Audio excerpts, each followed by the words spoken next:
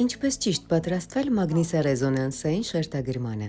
Հավաքել ենք ձեր ամենահաճախ տրվող հարցերը եւ մեր ռադիոլոգիական թիմը կպատասխանի դրանց։ Երբ կատարել ՄՌԺ։ Երբ ձեր բուժող բժիշկը նշանակել է ձեզ մագնիտոռեզոնանսային հետազոտություն։ Որ դեպքերում է հակացուցված ՄՌՇ։ Եթե պացիենտն ունի արիթմիա եւ տեղադրված է ռիթմավար սարք, այս դեպքում պացիենտը կապվում է բուժող բժշկի հետ, կատարվում է սարքի կորեկցիա, այնուհետեւ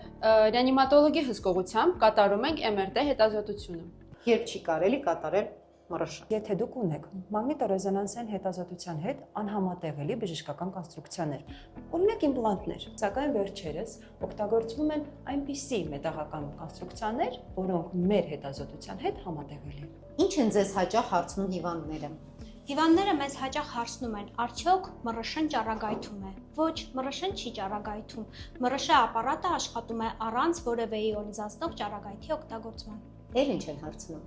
Հարցնում են ինչքան երկար ենք վարկելու։ Մեկ հատվածի ՄՌՇ հետազոտությունը տևում է սովորաբար 15-ից 20 րոպե։ Որ հարցն է ամենահետաքրքիրը, որ ձեզ երբևէ տվել են։ Հարցնում են սա մեր հայի ստեղծած սարքն է, այո, հպարտությամբ կարող եմ նշել, որ ՄՌՇ սարքը ստեղծվել է հայ մեծագույն գիտնական Ռայմոտ Դամադյանի կողմից։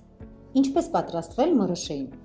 Գլխուղեղի, ողնաշարի եւ հոդերի հետազոտության ժամանակ նախապատրաստել պետք չէ, սակայն որովայնի եւ փոքր կոնքի հետազոտության պարագայում հետազոտությունից 1 օր առաջ ժամը 6-ից հետո երեկոյան չպետք է ոչինչ ուտել եւ մաքրել աղիները։ Հետազոտության օրը մոտենալ քաղցած, իսկ հետազոտությունից 30 րոպե առաջ օգտագործել սպազմոլիտիկ պրեպարատ։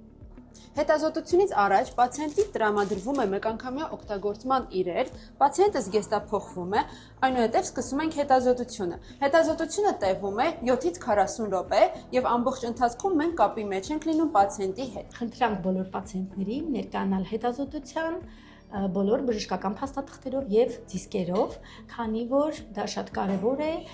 հիվանդության ընթացքը ճիշտ գնահատելու եւ հետագա դինամիկան հսկելու նպատակով։ Հա, այն մյուս ռեժիմն էլ մի հատ որ դնես,